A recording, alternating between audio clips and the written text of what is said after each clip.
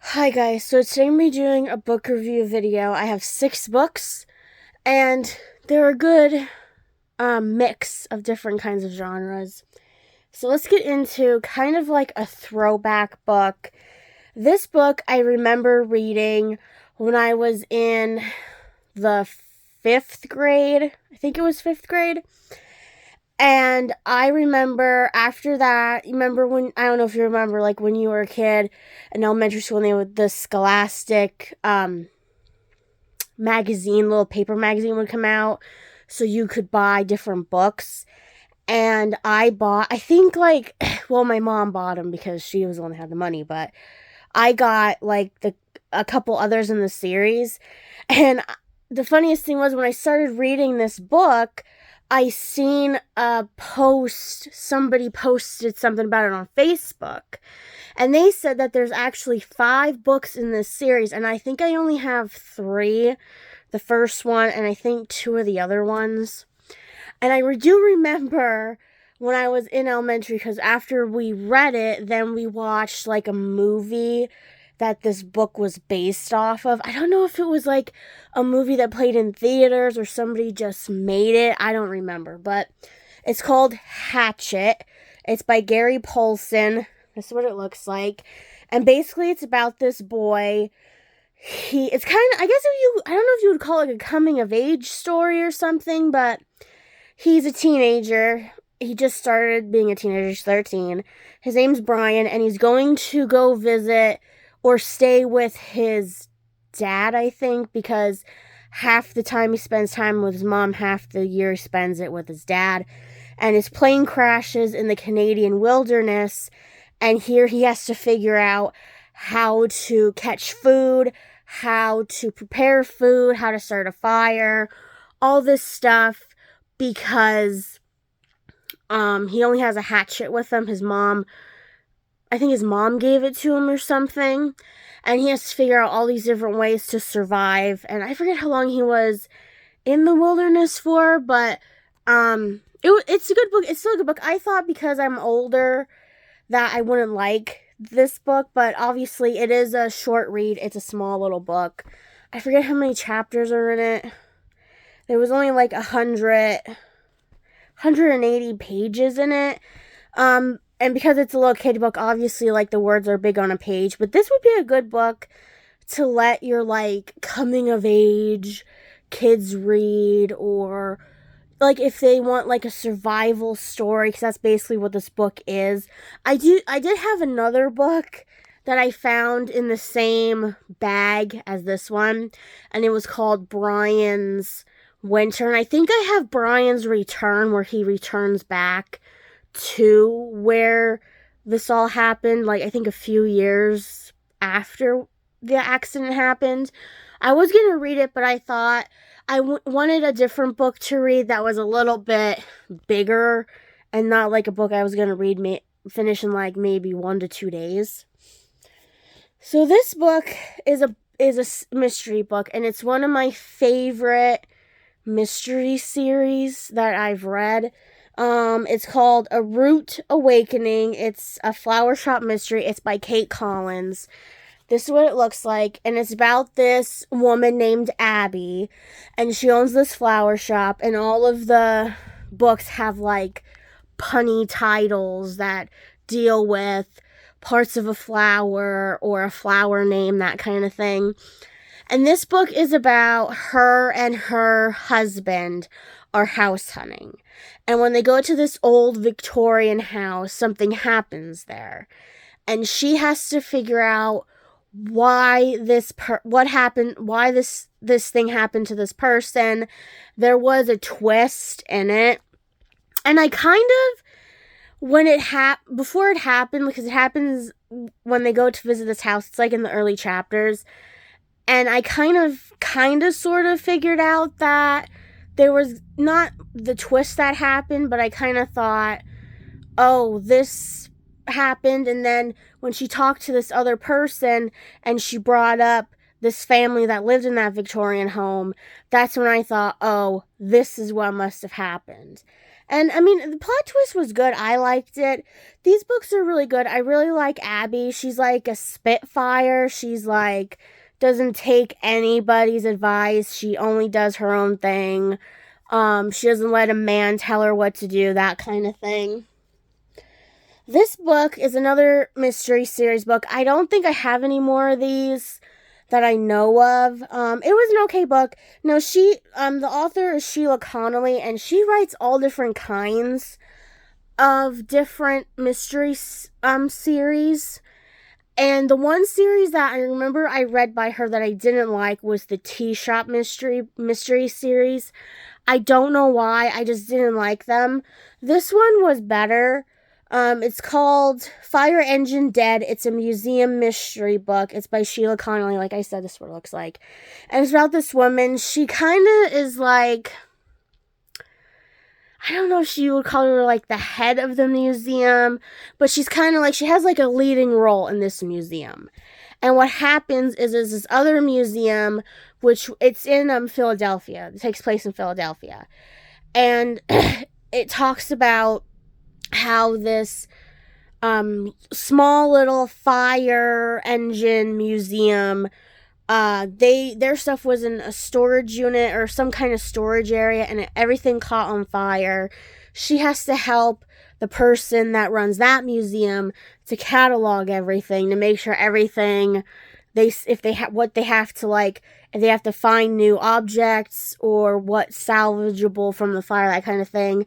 And she gets into this mystery about this fire engine that was a part of the museum. It was really good. I couldn't tell, like, the thing, I mean, obviously when you read mystery books, the worst thing is when you can figure out who did it before the book ends, because you're like, okay, we get it, like, you can get on with the story. This one was different, just because I never read a book in this series, so I don't know how good it was gonna be. But I didn't know what happened. I was like, oh, that person did it, that kind of thing. So this book, I will say before I say this book, it's kind of like a mystery book. But the thing is this book, I liked this book, but I know that if somebody else reads it, they might get a little annoyed with the main character. Now, the main character in this book, he has behavioral problems. That's what he says in the book that he has. It doesn't say like if it's some kind of like autism or bipolar or anything like that. It just says he has behavioral problems. And in this book, he's kind of like, I want to say he kind of reminds me of the Big Bang Theory, the Sheldon character, kind of, because he can't read people's emotions or he can't figure out, like, if a person, like, their facial expressions, he doesn't know if they're sad or mad or hurt or, that kind of thing. He is a 15-year-old boy, but when you start reading it in the beginning, before he talks about his story, you wouldn't think that. You might think he's like, I don't know, maybe like a 10-year-old boy, that kind of thing. And every time he would talk about his story, I'm thinking, I have to remember that he's a 15-year-old boy in this story. And it's called The Curious Incident of the Dog in the Nighttime. It's by Mark Haddon. This is what it looks like. It's about this boy, like I said, he has some kind of behavioral problems. He doesn't like the colors brown or yellow. He doesn't like his foods to touch. He likes prime numbers. So when you first start this book, it starts with 2 instead of 1, and all of the chapters are marked as prime numbers and not like in chronological order, that kind of thing. Basically he finds this dog on one of his I think it takes place in England because the way some of the words are phrased and some of the places, I think he's from a part of England somewhere, because his mother and his dad, they had their issues, and she lives in London and he lives with his dad. And basically what starts him off on this adventure is he finds this dog dead on one of his neighbor's lawns. And he's trying to figure out who did it and why.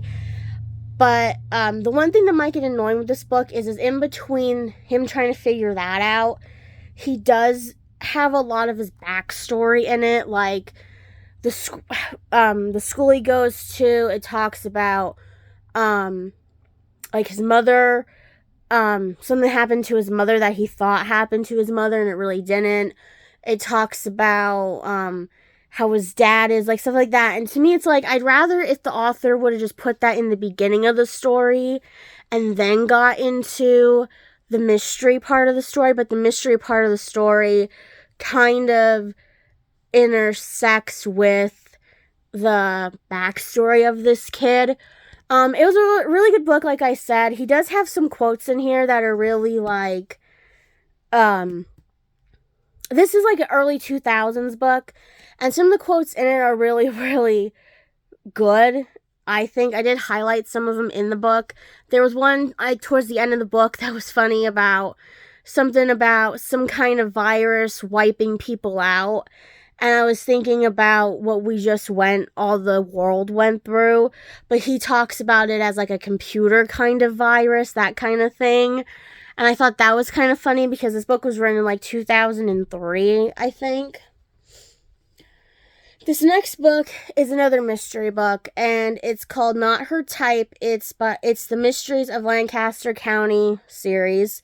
And it's by Beth Adams, is what it looks like. And basically, it's about these three sisters who they run this little shop. And I don't know if they run this little, like, shop, I guess. And it's kind of in Amish, Mennonite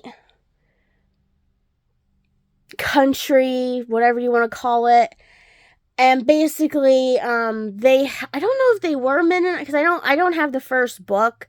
So I don't know, like, if they're Mennonites or if they're like what the Mennonites and Amish call like us, which is like English people. I don't know.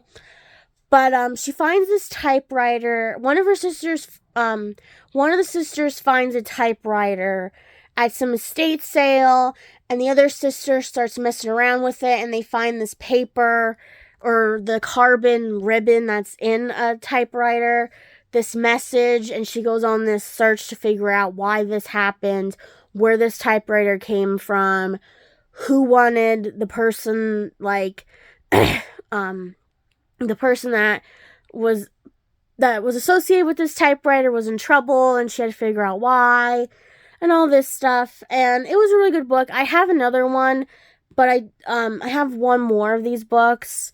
And I bought these at like a flea market, so I don't know if I'll be able to find any more of them.